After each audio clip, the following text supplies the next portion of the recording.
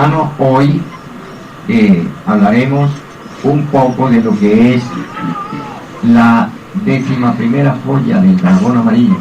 Ya se ha hablado parte de eso, pero es necesario que nosotros comprendamos que la enseñanza de ese calibre pues no es para la mente humana, eso es para la conciencia, y la conciencia pues no todas las veces está lo suficientemente expresada en una persona que por razones de diferentes motivos esté desubicada o no tenga esa captación.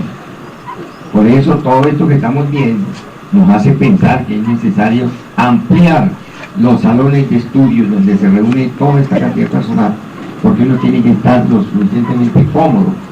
El maestro dice, para meditar, siéntese en un sillón cómodo. Hasta en eso el maestro fue aquí. Uno no puede meditar por ahí donde el cuerpo no esté lo suficientemente cómodo, porque no puede haber esa integración con su parte interna. Vuelta para acá.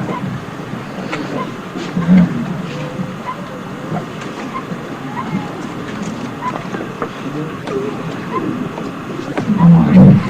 Vuelta caballo.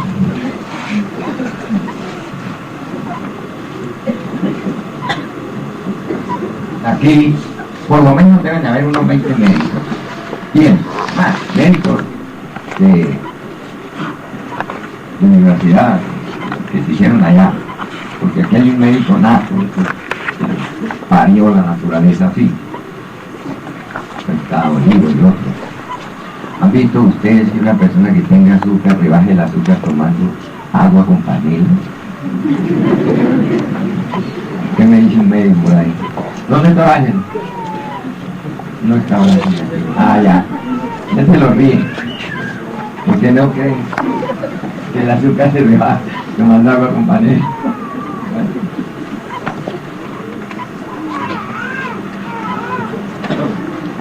El tiempo se encargará de darle la razón al que la tenga. Muy bonito lo que está haciendo Gamaliel, pero no es así. Borre, fundamenten el trabajo con la madre. Por eso, hasta en esos detalles se hace una correlación de lo que son también los arcanos. Esa enseñanza tiene que ver con esto de la serpiente blanca y la serpiente negra. Con la serpiente de bronce que sanaba a los israelitas y la serpiente tentadora del Edén. El pueblo gnóstico debemos de comprender que antes que nosotros intentar levantar el Cristo en nosotros, hay que levantar a la Divina Madre. Entonces, siempre celebramos con mucho regocijo todos los eventos, todos los aspectos que tienen que ver con el drama crístico, pero no así uno se detiene a comprender, a conocer y a comprender el trabajo que tiene que hacer la Divina Madre para que ella nos prepare para el acontecimiento cósmico de nuestra Navidad interior. Así como el Cristo necesita tener sus fundamentos para el ascenso espiritual de la obra de Él, la Divina Madre pues necesita que nosotros preparemos nuestros sentidos, nuestra mente, para que ella se levante en nosotros. El maestro Samael dice que la Madre Kundalini está en el coxis, enroscada 3 veces y medio, que a través de la práctica del gran arcano ella despierta y empieza el ascenso. Nosotros necesitamos una serie de aspectos, así como hablábamos ayer con los 12 apóstoles. La Madre Kundalini inclusive dejó 8 mandamientos esenciales que nosotros los debemos de conocer y practicarlos para que ella pueda tener un desarrollo despierte, empiece su viaje a través de la columna espinal y pueda darnos eso que se conoce como el nacimiento. El nacimiento no consiste en la cristificación, en el nacimiento y crecimiento hasta hacerse el hombre de Cristo, sino en los procesos que tiene que vivir la madre. Si nosotros vemos esta esfera que ha pintado aquí Gamaliel, esa esfera es un mundo, esa esfera es la novena esfera, pero la novena esfera la hemos visto, ya decíamos en el Congreso, que la hemos visto como el trabajo con el sexo, pero no es así, no es así. La novena esfera tiene que ver con ministry,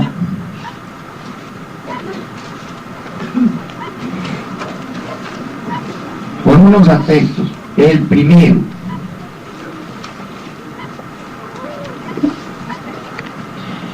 a nosotros hacer un trabajo consciente, bien hecho, en la novena esfera, debemos de tener un conocimiento objetivo. Primer aspecto, que eso se conoce por el mundo. ¿Qué hemos venido a hacer nosotros acá? Háblanos, ¿a quién? ¿A salvar? Alguien en una ocasión hace muchos años me decía, mira, yo me metí a la noche para no perderme porque era que en la calle tenía muchas tentaciones. Es decir, se ve la noche en ocasiones como la cuevita aquella que encuentra oportunamente el ratón cuando anda en huida del gato. Llega y se mete ahí. ¿Pero a qué se mete? Ahí se puede estar un día, 2 días, pero si el gato tiene sapiencia, también se está 2 días esperando que vuelva y salga. Y siempre se lo come. Entonces nosotros debemos de pensar que aquí a la noche vemos, esto no es un refugio. Esto no es como un refugio para salvarnos de determinado evento y continuar nosotros siendo como somos. Aquí hemos venido nosotros a producir un cambio radical en nuestra vida. Aquí hemos venido nosotros a despertar. Aquí hemos venido nosotros a cambiar. Y si no, ¿para qué? Si es que la vida no tiene sentido, la vida no tiene sentido, no tiene inclusive ni razón de ser. ¿O quién me dice lo contrario? ¿Quién me dice que la vida tiene un objetivo pero cuál es? Alguno que me quiera contradecir por algo eso, a que me muestre si la vida tiene razón, si vale la pena vivir, ¿para qué nosotros estamos aquí? ¿Verdad que es incomprensible eso? Alguien por ahí. Bueno, ¿quién me dice que si la vida tiene razón de ser? Que vale la pena vivir, ¿para qué? De la obra. ¿Pero cuándo? ¿Cuál obra? Dios. ¿Ah? Oh, usted tiene razón, pero no me convence, eso no tiene sentido.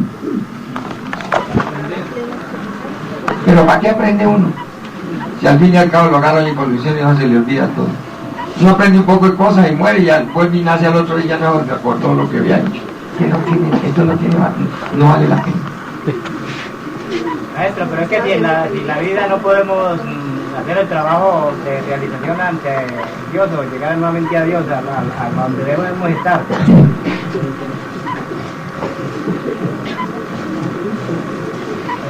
Maestro, si no existiera el ego no tiene sentido.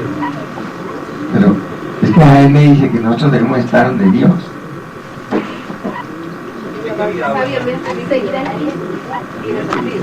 ¿Cómo?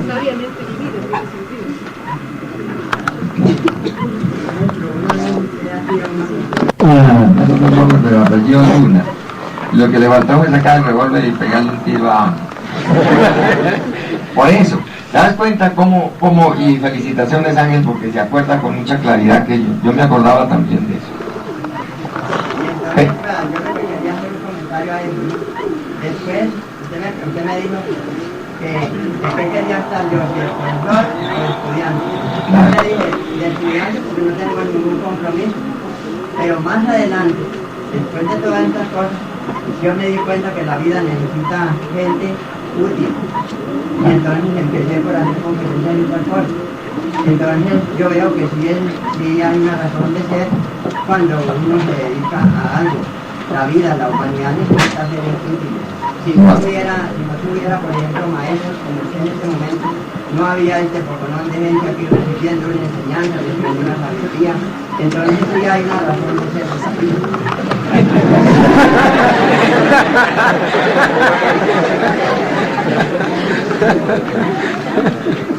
Y aprovecho para retribuirle las florecitas a Ángel. Ángel ha sido una persona que, y lo he dicho, se lo he dicho a los hermanos, que yo lo admiro mucho, porque el cambio que ha dado Ángel es terrible. Ahora ya es el profesor no sé qué, allá, tiene más títulos que pelo blanco en esa cabeza. ¿Por qué? Porque se abrió paso. Se dio cuenta que eso que han dicho, si uno no vive para ser útil, ¿para qué la vida? Preguntémosle nosotros a 5.000 bañistas que habrán en este momento en La Guaira o en Higuerote. ¿Para qué? ¿Qué están haciendo? Pues disfrutando de la playa. Pero se habrán dado cuenta del papel ridículo que están haciendo en un día festivo. Dicen a disfrutar donde se están bañando con el SIDA que está dejando el resto de compañeros en la playa. Identificados con toda la alegría, esa alegría emocional, instintiva y brutal que la gente tiene. Uno tiene que buscar a ser útil en la vida. Eso también me pasó a mí. Yo fui una persona que pasé por las 1001 escuelas. Yo fui la persona que llegué a pensar que lo único que podía hacer en el mundo era terciarme un fusil y irme y hacer de cuanta cosa. Perdónenme ustedes. Pero por eso estoy diciendo, y con esa solvencia moral, es que yo digo, ¿para qué la vida? Si yo hubiera seguido en ese plan, ¿para qué? Era mejor que me hubieran pegado un tiro y me hubieran sacado de pasar trabajos por ahí. Hermano, uno tiene que abrirse paso. Hay 3 clases de vida. Una vida mecánica, absurda, que vive Raimundo y todo el mundo. Una vida espiritual y una vida celular. Aquí estamos para rescatar los valores espirituales a través de la ayuda que nos presta una vida celular. Por eso hablamos en el comienzo de la convivencia, hablamos de la salud. Porque no podría la Madre Divina hacer ningún trabajo en nosotros si no tiene un cuerpo que le responda. Y no puede tener un cuerpo que le responda el que mata la vida, el que no hace nada por su vida, por mejorar. Es decir, queridos hermanos, si no hacemos ese cambio radical, ese elemento de cambio tiene que nacer aquí y ahora en nosotros. Eso es. Segundo,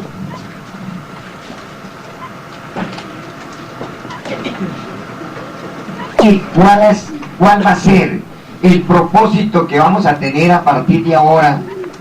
¿Qué vamos a hacer con eso que se nos entregó? Se nos entregó una perla muy grande. En esa perla está contenido todo el trabajo que tenemos que hacer. Los antiguos simbolizaban el alma en un escarabajo llevando una perla. Esa perla no era más que una chispa de alma para que la desarrollara. ¿Qué vamos a hacer nosotros con eso que se nos entregó? Un 3% de conciencia para irlo desarrollando, respetando desde todo punto de vista la enseñanza del maestro Samael. Pero no podemos pensar nosotros que un Ángel Areiza, que hace 20 años tuvimos situaciones así por una incomprensión de él y mía en una sala de conferencia, vaya a seguir teniendo el 5% de conciencia, a sabiendas de que se abrió paso y hoy es un hombre que tiene grandes conocimientos útiles y que le está sirviendo a la gente. Ahí podemos ver cualquier nivel de conciencia mucho más elevado, pero abriéndose paso. Es decir, nosotros no podemos ser las personas que entramos a la gnosis a esperar que los maestros nos abran paso. Tenemos que abrirnos cada quien paso en ese camino que no existe. Aquello de que se lo tragó la tierra viene de unas anécdotas muy antiguas, cuando el maestro instruía a sus discípulos y los mandaba por un camino. Cuando los iba a probar a ese discípulo le aparecían 2 caminos, uno a la derecha, otro a la izquierda. Siempre el maestro iba adelante, pero como él sabía manejar sabiamente las leyes de la naturaleza, al llegar a la Y de los dos caminos. Se abría la tierra y se lo comía. Y el maestro pasaba a otra dimensión y el discípulo no se daba cuenta. ¿Qué se había hecho el maestro? Miraba el camino de la derecha, miraba el camino de la izquierda, y al fin se definía por cualquiera de los dos. Y solo los discípulos sabios seguían andando por un lugar donde no existía el camino, sino el que iba haciendo a través de cada paso que daba. Allí quedó, se lo tragó la tierra, porque desaparecía. Hay que andar, leer donde el maestro no escribe, y andar donde el maestro no ha hecho camino. Porque el maestro hizo el suyo, pero no el del discípulo. Entonces todos los hermanos tenemos que darnos cuenta que la enseñanza se nos da, es para que nosotros tengamos una claridad en lo que tenemos que hacer, pero tenemos que hacer nuestro camino. Y no depender de lo que el maestro hace, de lo que la logia blanca hace, a través de la enseñanza que da, porque cada quien tiene que hacerse su propio camino. El segundo aspecto de esto es, ¿cuál va a ser el fundamento que nosotros vamos a utilizar a partir de ahora? El elemento de cambio. ¿Cuál es el elemento de cambio que nosotros vamos a hacer? Ese elemento de cambio tiene una explicación.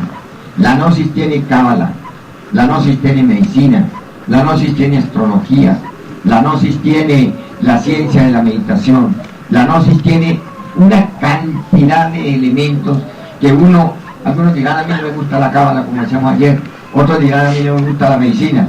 Pero resulta que el hombre o la mujer que se va levantando encarna por razones naturales, encarna todos esos conocimientos. No se hará un médico de médico, pero aprende a curar, que es lo importante. No se hará un poeta, pero se inspira y el ser le da sus poemas para cantarle a la vida.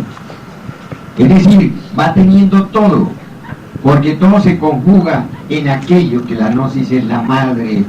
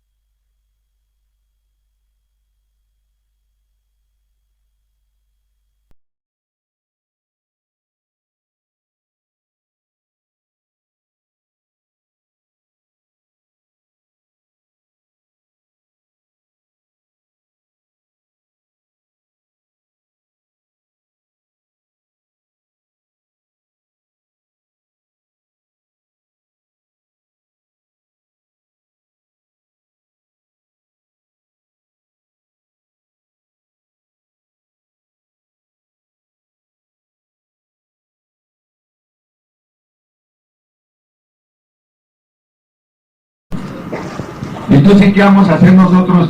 Estamos por Dharma, porque ¿qué sería nosotros en estos momentos, la humanidad evolucionando y nosotros sin cuerpo físico? Estamos por un Dharma. Pero ¿qué vamos a hacer con ese Dharma? ¿Nos le echamos al bolsillo? Tener el Dharma de tener un cuerpo físico que nos sirve, que no hablamos, vemos, oímos, andamos, es decir, tenemos todos esos atributos que la naturaleza nos ha dado. ¿Vamos a seguir embarrándola con ese Dharma que tenemos? Estamos por un karma, claro que sí. ¿Qué vamos a hacer con ese karma? Esperar que nos incineren allí, y que no van a incinerar un cuerpo físico, sino prácticamente todo lo que somos, hasta convertirnos en una chispa de las que se escapan allí por el viento que llega a las llamas y estamos viendo. ¿Qué vamos a hacer con ese karma?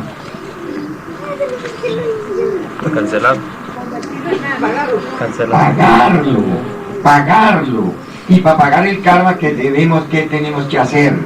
Haz buenas obras para que pagues tus deudas. Pues, queridos hermanos, son interrogantes que nosotros nos tenemos que hacer. Aquí estamos por un karma, vamos a pagarlo. Tenemos un dharma, pues acrecentémoslo con esos atributos que la naturaleza nos ha dado. Hablar nosotros de la 11ª joya del dragón amarillo, tenemos que hablar de eso que se llama la novena esfera.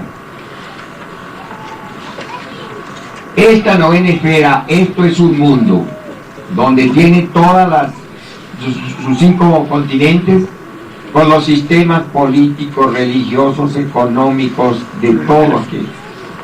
Ahí está, porque es el mundo. Ese es el mundo. Cuando nosotros vemos aquí, voy a tener que pedirle a Gamaliel que me pinte aquí otra cosa, más comprensible. Aquí una esferita y una virgencita parada ahí. Esa virgencita que está allí, ¿por qué han pintado? Eso no fue porque le dio la gana a los curas pintar una virgen sobre el mundo, pisándole la cabeza a una serpiente. Eso es justamente lo poco que nos queda ilustrado en una pintura de lo que es la enseñanza de los grandes sabios sobre lo que es la pasión. Es necesario que la madre de nosotros, esa madre Kundalini de nosotros, se levante. Si no se levanta ella, la serpiente negra, esa serpiente tentadora, es la que está haciendo prácticamente lo que le dé la gana con la mente, con la psiquis y las emociones y los instintos del ser humano. Si no se levanta la madre para que le ponga el pie en la cabeza a esa serpiente que desciende, nosotros no nos podemos escapar de las garras de la Verna. Imposible nosotros poder escapar. Esta virgencita que sube es una serpiente, dice el maestro, nosotros así lo entendemos. Está parada, vuelvo a repetir, y le tiene el pie sobre la cabeza a la serpiente. Cuando la madre Kundalini de cada uno de nosotros despierta y va ascendiendo, la serpiente tentadora aquella va perdiendo prácticamente la partida, va perdiendo fuerza en el trabajo de nosotros. Esta serpiente es la que hace que el ser humano esté bajo la regencia de Lucifer. Esa serpiente tentadora no es otra cosa que la fuerza luciférica representando a la madre Proserpina, aquella que nos lleva, que es un aspecto de la madre, pero lamentablemente ya en la representación de la muerte segunda. Cuando nosotros vemos esa misma novena esfera con una cruz acá, eso indica el camino del pueblo, el camino de una persona que se está escapando de las garras de esa novena esfera, las garras de Lucifer. La las garras de aquella serpiente tentadora del Edén que otrora nos hizo caer. ¿Cuál fue esa serpiente tentadora? La sagacidad, la astucia, la ligereza que tuvo Lucifer. Si nosotros vemos que este planeta, que esto es el planeta, y encontramos a Raimundo y todo el mundo fornicando, aquí está el hombre caído. Cuando se ve a la humanidad en el estado en que está, todo el mundo que está fornicando está con la cabeza hacia abajo. De esto depende el hecho de que nosotros tengamos la cabeza hacia arriba, no indica que internamente así andemos, que espiritualmente estamos con la cabeza hacia abajo. Solo la castidad, solo la transmutación de casados o de solteros hace que se invierta esta cruz que está con la cabeza hacia abajo y se convierta en la cruz que está con la cabeza hacia arriba, y le empiece a dar a uno la potestad de ir manejando los diferentes mecanismos que tiene la novena esfera. La novena esfera es un mundo, ya decíamos. La novena esfera está regida por Lucifer. Lucifer, ya ustedes saben, es el divino daimón, es la reflexión del Cristo.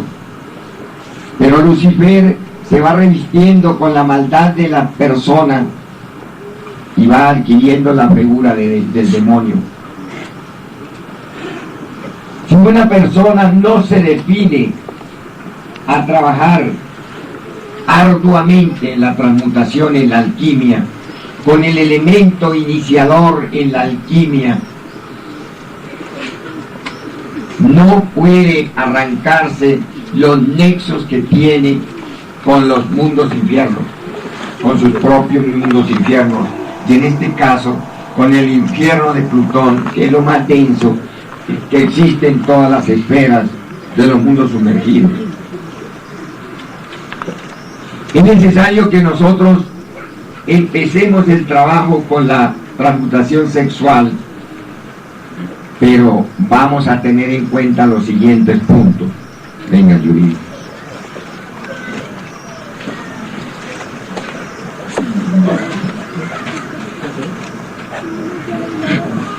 Primero, muchos me han oído hablar parte de esto.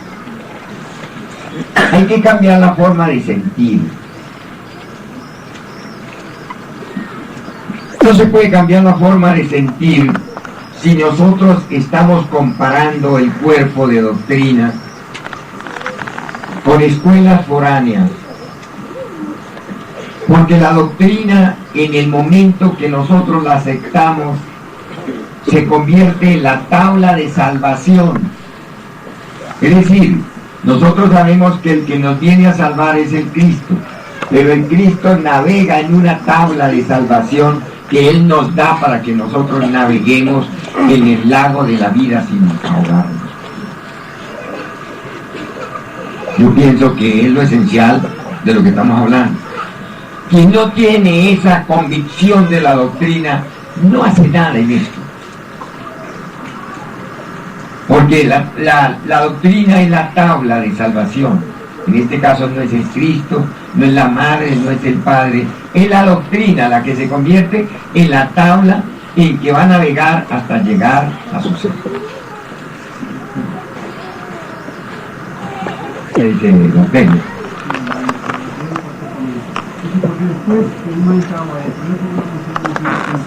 Nosotros decimos, el maestro nos dio, el arcano es la tabla de salvación, pero no es así.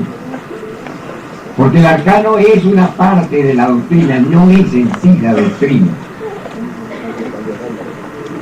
La doctrina de Cristo se fundamenta en el amor. Desdoblada, es decir, los 10 mandamientos se desdoblan en uno, amados los unos a los otros. Y esos amados los unos a los otros se desdoblan nuevamente en los 3 factores de la revolución de la conciencia. Es decir, Fíjense cómo el Cristo sintetizó 10 en 1. Y el maestro desdobló ese 1 en 3.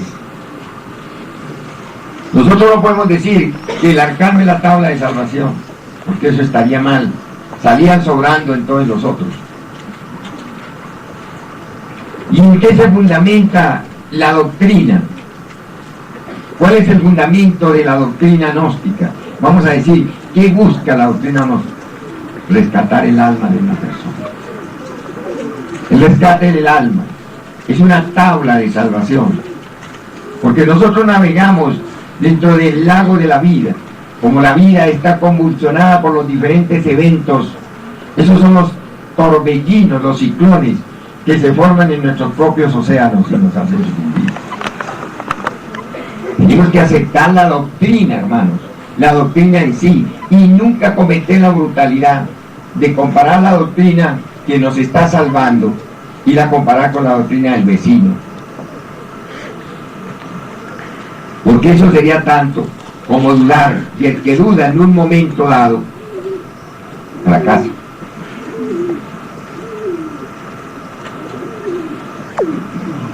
Cambiar la forma de sentir. Hay que cambiar esa forma de sentir.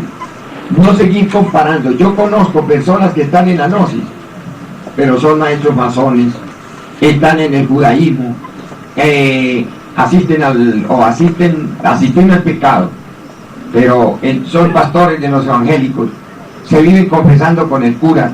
Eso no sirve, hermanos. No es porque confesarse con el cura sea malo, no es porque ir a misa sea malo, sino porque no tenemos una claridad en el sentir que tenemos de nuestra doctrina gnóstica. Nosotros tenemos todo, en lugar de irnos a poner a jugarle las dos caras a otra doctrina, la doctrina del vecino, que eso es malo, y jugársela a la vez a la doctrina que lo está redimiendo, porque eso es una traición. Tenemos que redimirnos en esto. ¿Qué dice, maestro? Entonces tenemos que ser claros en nuestras cosas, claros, sincerarnos con nosotros mismos, para no estar engañando a nadie, y mucho menos engañarnos a nosotros mismos. Cambiar la forma de pensar. Venerable nos hizo énfasis en eso en el segundo. Cambiar la forma de pensar. ¿Cómo vamos? ¿Cuál sería uno de los aspectos de la forma de cambiar la forma de pensar? No ir a cometer el error, el absurdo, de comparar, por ejemplo, la ciencia del espíritu con la ciencia de la bestia. Y ahí, ¿cuántas violaciones contra natura están cometiendo los científicos con la ingeniería genética?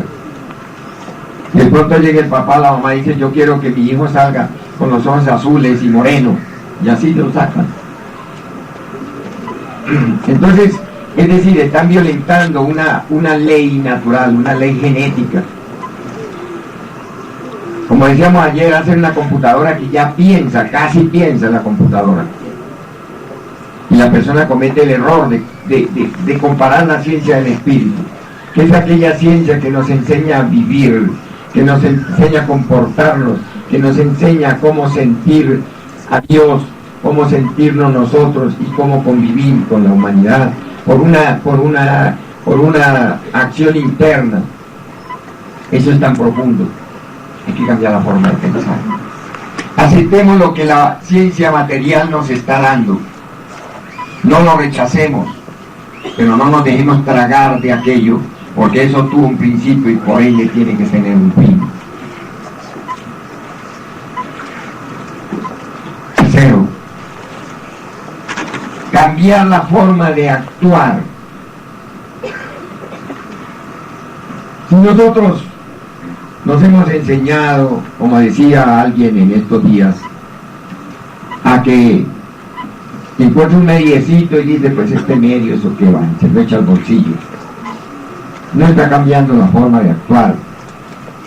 Porque dice, pero es que me robé un bolívar, eso no es nada. Pero resulta que la ley no le está poniendo el valor, le está poniendo el delito. Castiga el delito, no el valor. Por ahí a alguien se le perdieron 100.000 bolívares. Puede ser que la persona que los haya quitado, dice, se consiguió 100.000 bolívares, Pero otro que le quitó a otro 5 bolívares, dice, no, pero yo no le quité sino 5.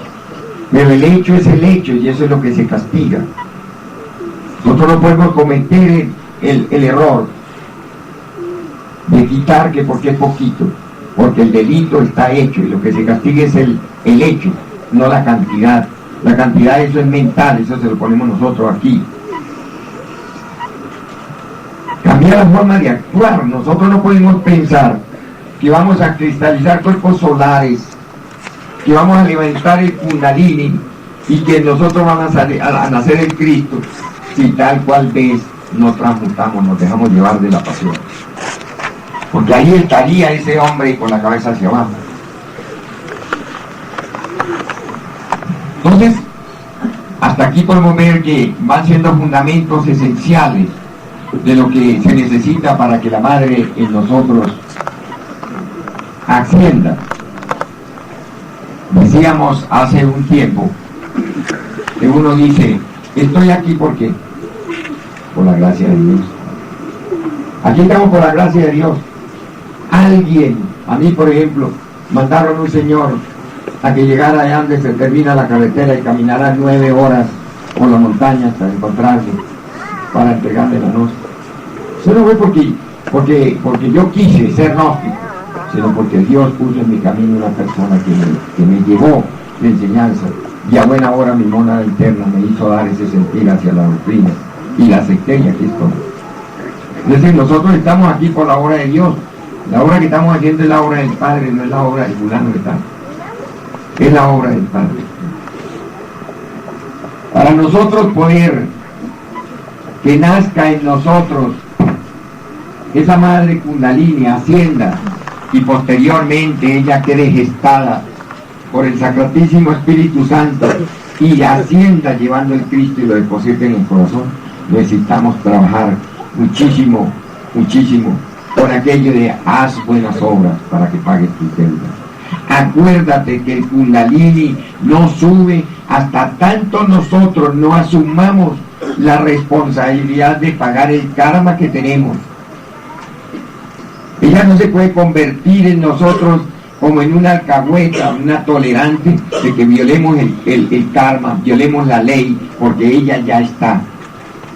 Ella antes que empezar el camino del ascenso, tiene que presentarse ante el tribunal de la ley y decirle, tú lo perdonas.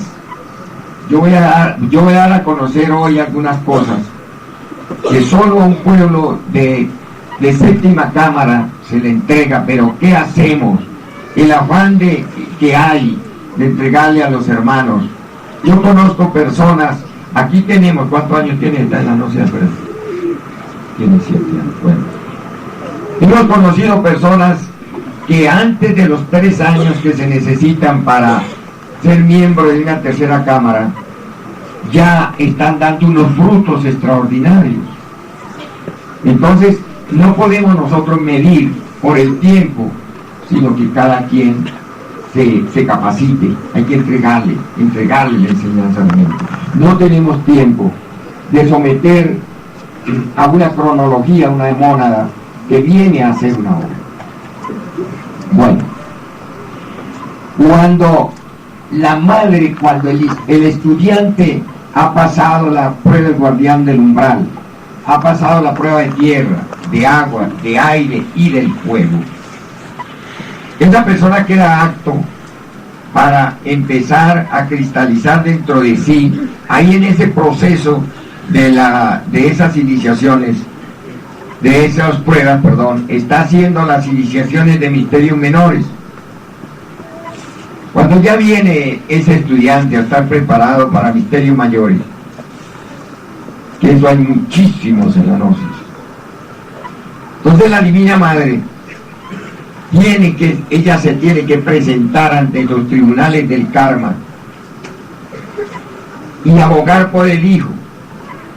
Pero lamentablemente está abogando por un hijo que no la ha levantado a ella todavía.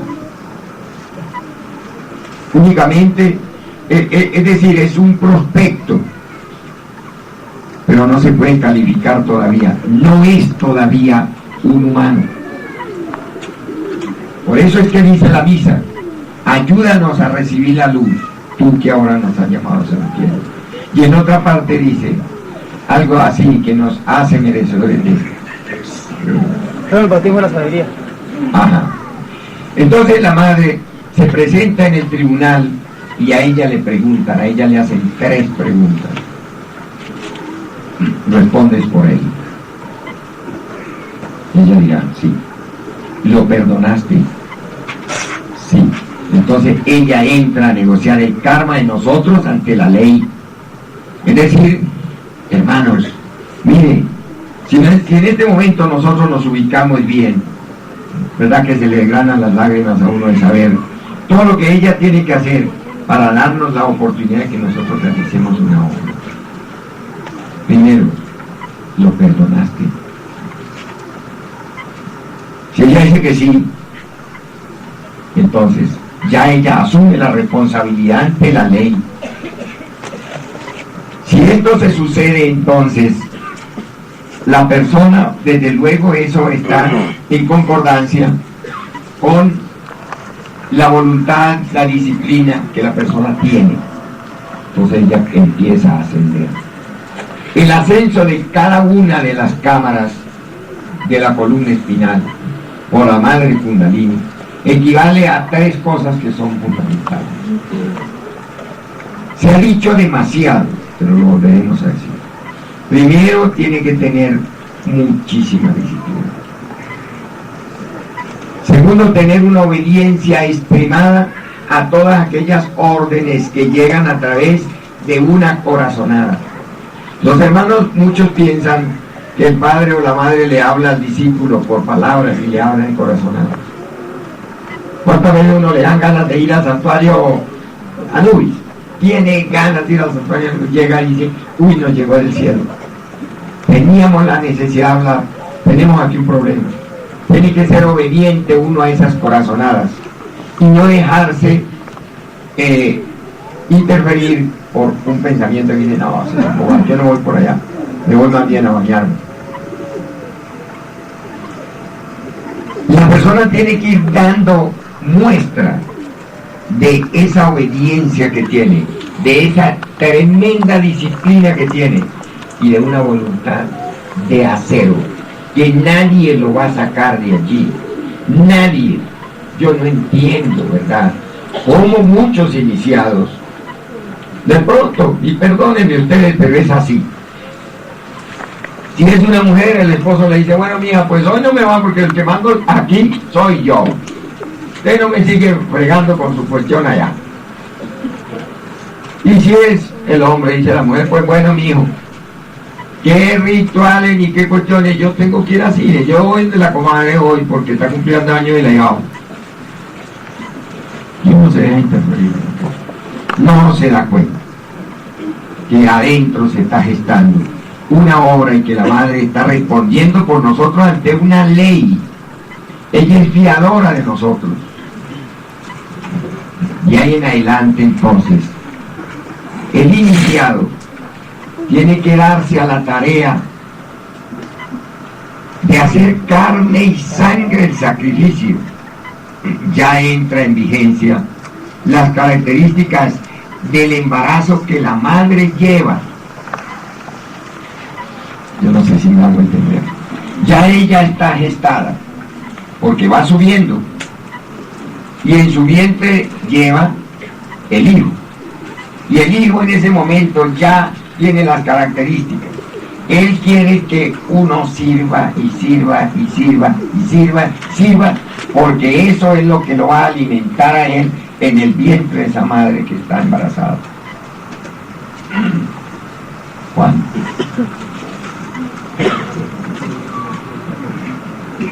Ella en ese momento está gestada.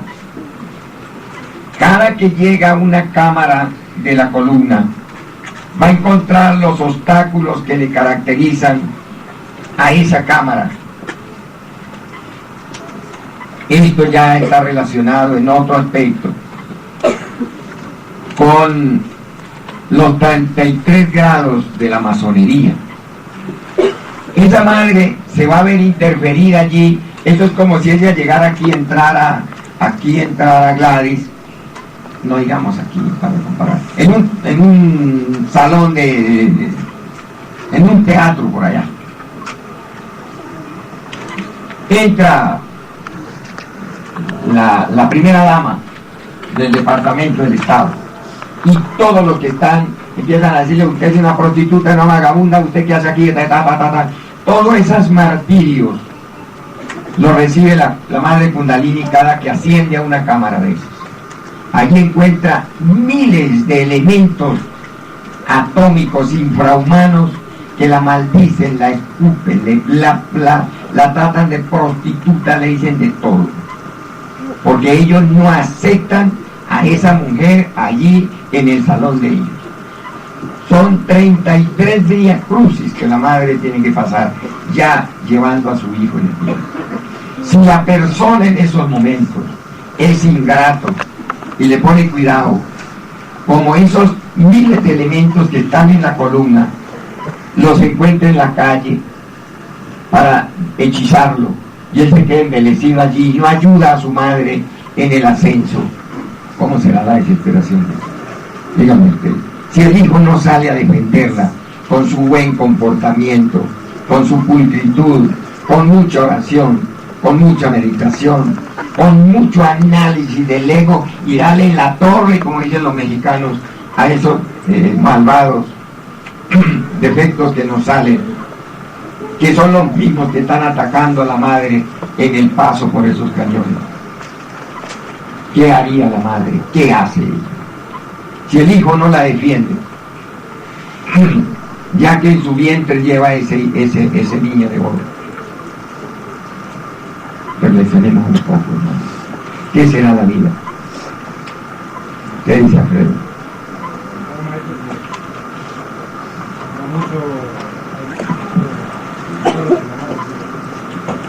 Cuando un hijo está en el abismo, cae en el abismo, la madre lo acompaña y ella llora, se desespera y hace todo. Los demonios salen y la maldicen y le dicen de todo. Y los términos que ellos usan con ella es prostituta, vagabunda, a la madre en la vida, a esa madre que lo acompaña a uno en todas las etapas de la vida. Queridos hermanos, ¿verdad que se le hacen tacos a uno en la garganta de ver la ingratitud de la humanidad con ese ser? Pero aceptemos que el que no conoce lo haga. Pero estamos aquí en medio de hombres y mujeres que conocemos el mensaje, que conocemos aquello. Cuando el Cristo iba en su Via Crucis, las mujeres lo lloraban al paso, y él las miraba y les decía: no lloren por mí, lloren por ustedes y por sus hijos. Eso sí que dice nuestra gratitud. Entonces démonos cuenta, hermanos, es el día en que nosotros debemos estar reflexivos en la misión que cumple la mujer madre. ¿Dónde la veo? Es un momento de que nosotros analicemos y nos demos cuenta cuál va a ser la actitud que nosotros vamos a tomar frente a ese viaje tan terrible que tiene que hacer la bendita madre, llevando a su y yendo embarazada, indefensa, porque ella, cuando está ascendiendo por los cañones de nuestra columna, está indefensa, ella está embarazada, ella no puede defenderse. La podemos defender nosotros. Si no lo hacemos nosotros, verdaderamente la Via Crucis de ella es demasiado terrible. ¿Qué dice Darío?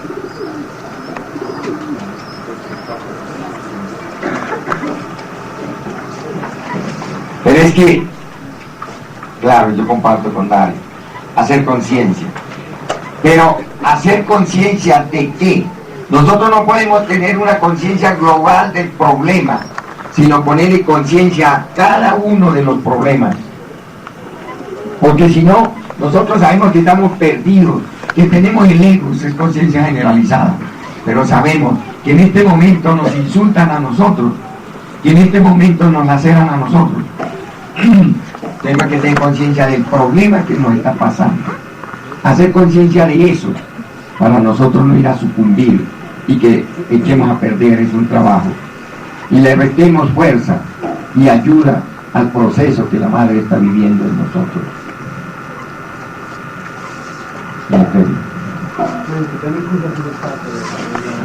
No, tranquilo, no me vas a...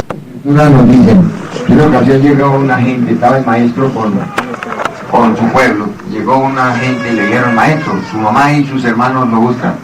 Yo le tendió la mano y dijo, ¿acaso cuáles son mi madre y mis hermanos? Y señaló por el pueblo. Él ya era hombre, es decir, ya la madre ya cumplió su misión allí y era él el que enfrentaba. Pero como no tenemos el Cristo levantado, entonces es ella la que está llevando esa pesadísima situación de una persona que no responde a las exigencias. Ella tiene sus mandamientos. Primero, comprensión. Segundo, voluntad. Porque eso no es lo que le va a ayudar a ella para poderse levantar en nosotros. Es que la levantada de la madre Kundalini es más difícil que la levantada del Cristo. Es decir, porque ella parte de cero. El Cristo ya parte de una obra que ella ha hecho. Entonces, la necesidad que tenemos ahora es de nosotros colaborar con la madre nuestra, que es la que nos está llevando en los primeros pasos de nuestra vida espiritual.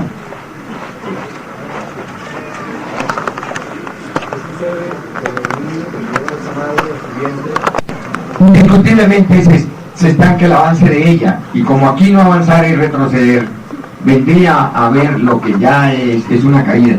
Es decir, sucumbimos ante el trabajo y ese nacimiento prácticamente quedaría como si fuera un aborto. Cuando uno transmuta, uno está mandando fuerza a esa madre para que siga el camino y para que vaya eliminando esos efectos con el fuego que mandamos. Tú tienes razón, es que ella está haciendo tres trabajos a la vez, desintegrando los defectos, y nosotros los hemos comprendido a través de la fuerza ígnea flamígera que nos da la energía sexual, llevando el niño en su vientre y ir ascendiendo, y a la vez instruyendo a esa persona que no le obedece, que no le pone cuidado, porque quizás le pone cuidado, porque no todo estudiante va a ser así, pero la mayor parte siempre somos renuentes, tercos, y tenemos un hechizo por ese Lucifer del mundo que nos mantiene fascinados. Que la fascinación, mire hermano, yo sigo insistiendo que muchas personas en estos momentos de esa transición de una vida material a una vida espiritual que está teniendo el pueblo, no quieren entender que hay que irle mermando, irle cerrando las llaves a todos aquellos escapes de conciencia. ¿Cuál es el provecho que le sacamos a un programa de televisión de 3, 4, 5 horas? Díganme ustedes, ¿cuál es el provecho? ¿Acaso no nos está robando, pero grande potencial de conciencia? ¿Cuál es el provecho que le sacamos nosotros a estar entretenidos en todo el parlachineo de los políticos? ¿Acaso no nos están metiendo dentro del mundo de ellos? Etcétera, etcétera. Aquí no le saliendo, allí no le saliendo a todo aquello, porque eso es lo que ha hecho que el pueblo no progrese. Y no hablemos del pueblo, hablemos del individuo. No progresa por su comportamiento, por sus peleas, por sus identificaciones, por sus pasiones, por su forma desordenada de pensamientos, de emociones distintos. Eso le está restando una fuerza que se la debíamos de estar dando a la Divina Madre, que se debate en estos momentos en medio de esas tribulaciones espantosas del ego que ella está eliminando, y que ellos saben que ella es la que los elimina. Es decir, ella la atacan, el ego nuestro la ataca terriblemente a ella, porque ellos saben que ella los elimina a ellos, y ellos saben que en el vientre de ella va el Cristo, que es el que los va a acabar de eliminar. Es decir, tenemos que tener una cooperación con el trabajo que ella hace, y si no, sinceramente, seríamos ingratos en este trabajo. ¿Qué dice Fer?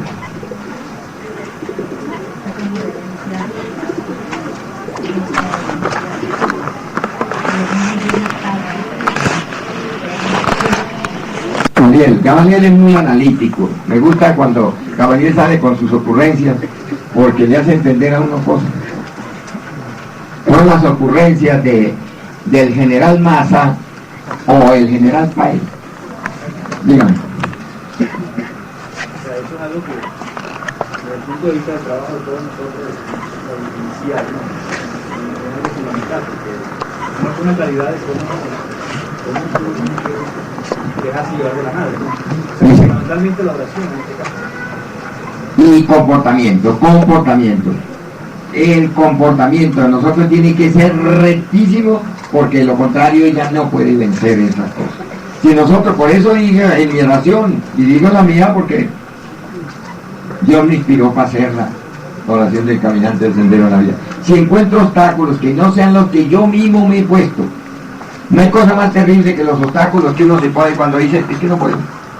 Es que como yo no puedo, yo voy a ver si puedo. Quizás sí, eso es un obstáculo ya. No dice, vamos a hacerlo. Porque el Cristo dijo, tened fe como un grano de mostaza y moveré montañas. Uno dice, lo hago. Y esa fuerza, ese impulso, pues lo está recibiendo ella y es un trabajo de equipo, llamémosle así. El maestro Samael decía en una grabación que he oído por ahí, dice, madre, si yo triunfo, tú triunfas. Si yo fracaso, tú fracasas. Pues claro, porque es un trabajo mancomunado que lo estamos haciendo los dos. Ella no fracasa porque ella no trabaje. Fracasa uno porque no tiene esa obediencia, disciplina y esa voluntad.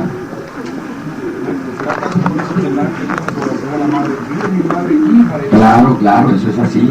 El Dante, ¿cuál Dante? Entonces volvemos a esto. Para que esta cruz empiece a estar con la cabeza hacia arriba. Indiscutiblemente la madre nuestra le tiene que poner el pie en la cabeza a esa serpiente tentadora.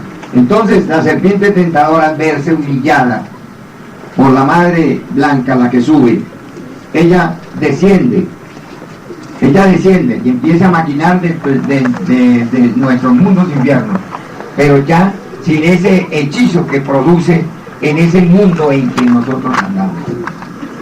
Y lo más triste, en el mundo en que vivimos, ninguna persona que derrame su energía jamás de los jamases tendrá la cruz hacia arriba. Siempre estará con su cruz invertida.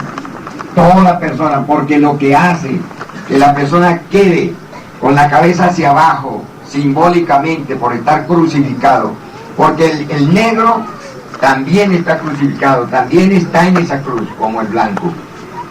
El negro también llega hasta sus propios infiernos, justamente porque se pegó a una cruz y cometió el terrible delito de derramar su energía.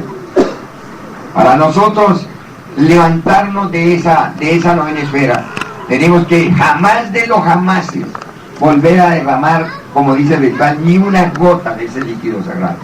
De lo contrario, se invierte esa cruz, se cae y queda convertido, así se pongan las túnicas blancas que se ponga, pero queda convertido en un demonio.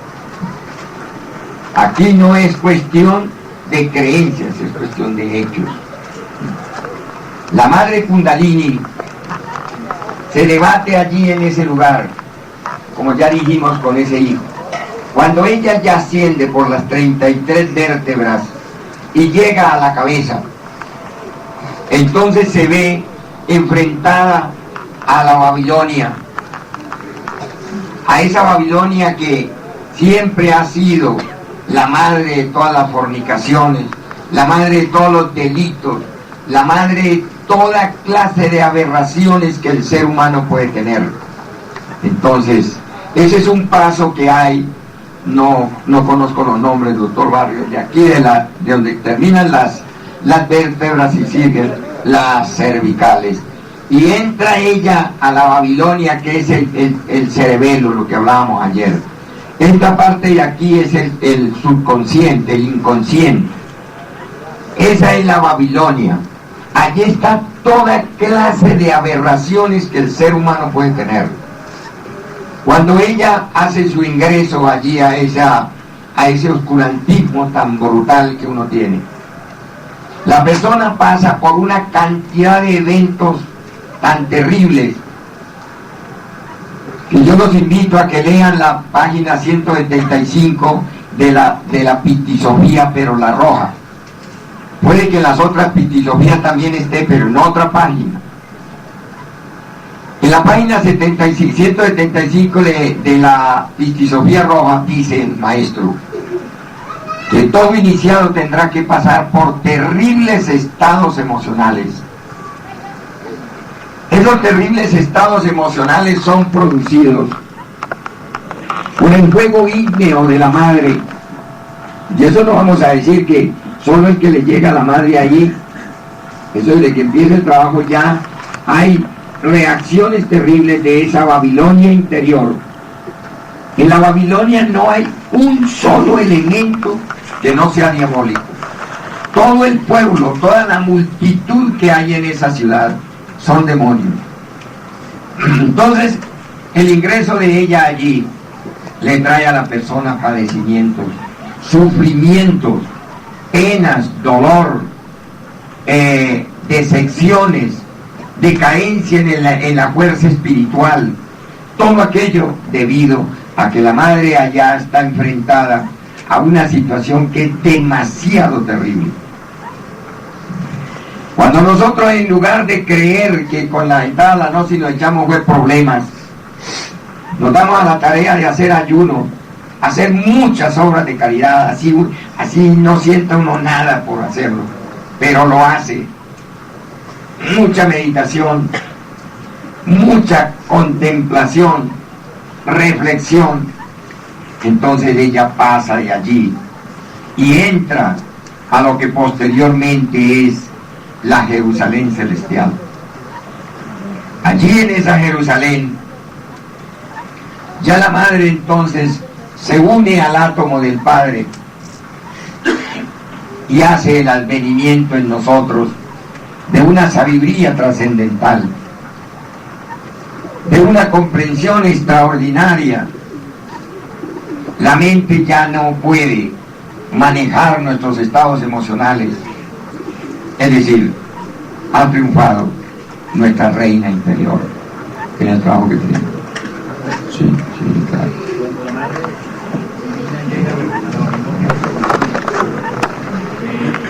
Pregunta que cuando la madre llega a la Babilonia, entra a la Babilonia, ¿en qué nivel iniciático va el discípulo? Acuérdense que cada cuerpo tiene su Babilonia y cada cuerpo tiene su Jerusalén, porque son la réplica, cada cuerpo son réplicas del otro.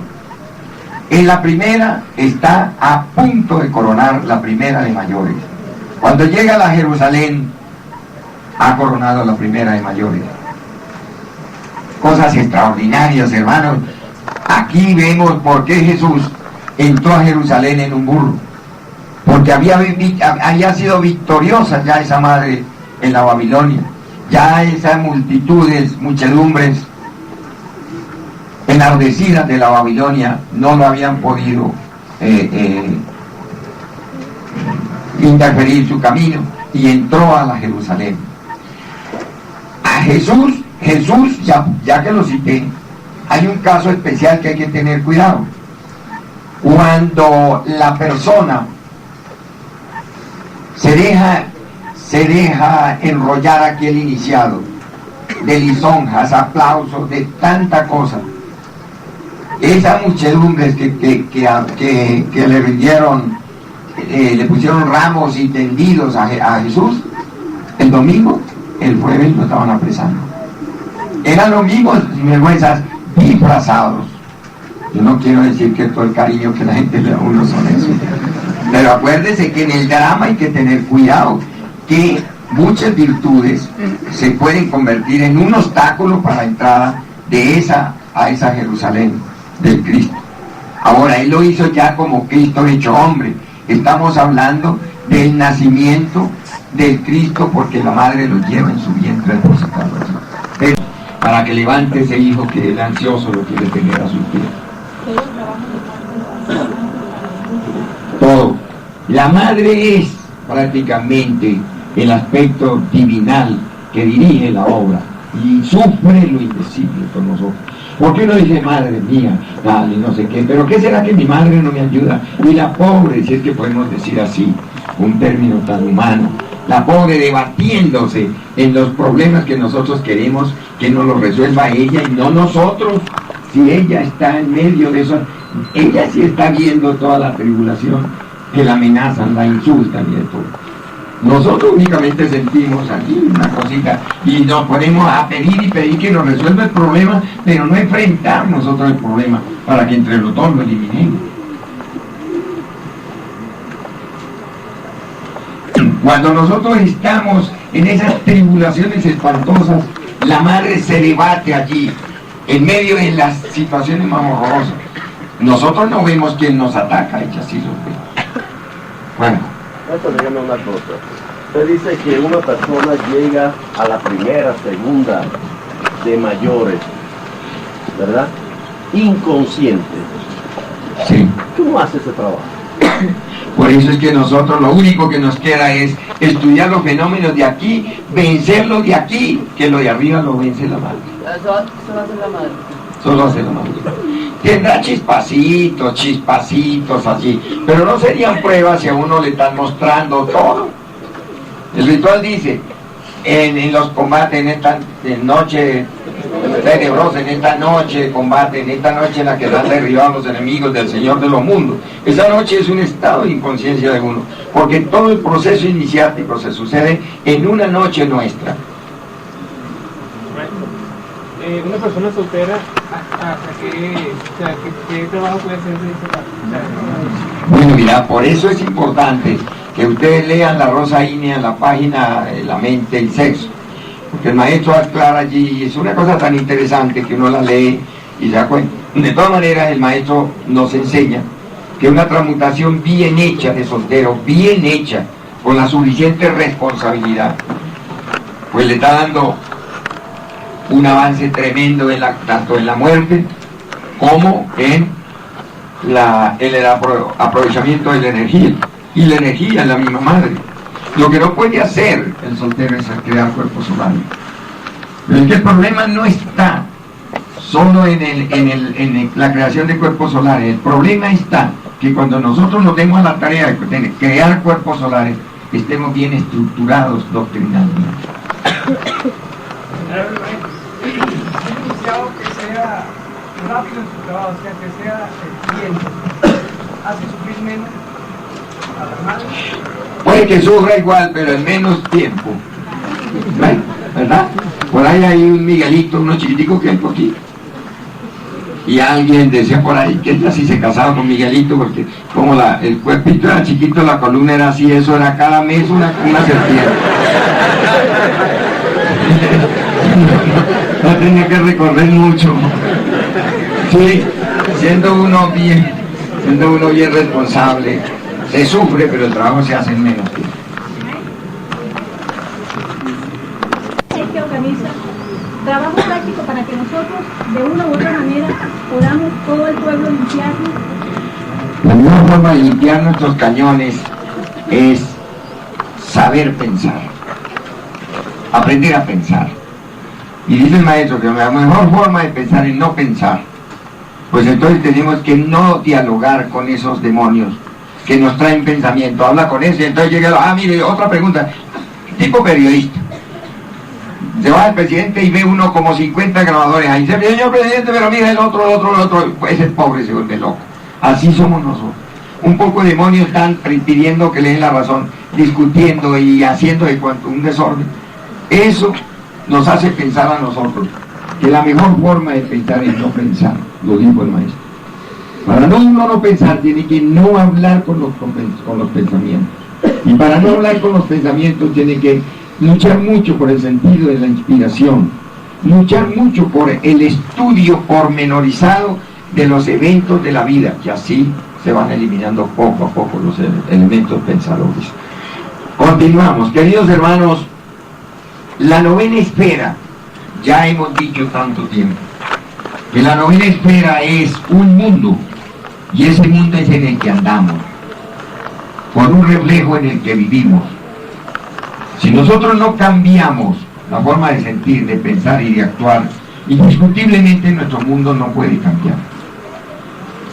A medida que el mundo vaya cambiando, esa madre que ya estamos hablando va teniendo el dominio. ¿Qué hace la madre Kundalini que quiera ella levantarse y empezar su viaje si nosotros vivimos entretenidos en cuestiones pasionales? ¿Qué hace?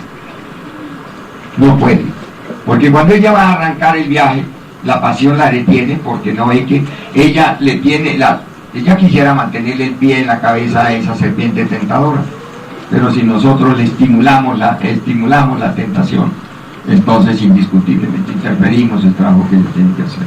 Estamos hablando de palabras muy sencillas, hermanos. Lo uno nos caracteriza a eso y lo otro para que sea comprensible a ese evento del diario vivir. Haz buenas obras y pagarás tus deudas. Las buenas obras es el capital cósmico que nosotros le estamos entregando a la madre para que ella lo lleve y se haga presente ante el tribunal y diga: mire, estas son las obras de mi hijo y por lo tanto pido que se le perdone. Con esto hemos terminado esta disertación de lo que es la 11ª joya del Dragón Amarillo.